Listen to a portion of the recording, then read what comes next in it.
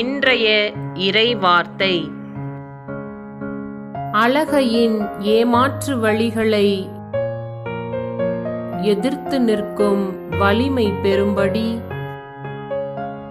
கடவுள் அருளும் எல்லா படைக்கலன்களையும் அணிந்து கொள்ளுங்கள்.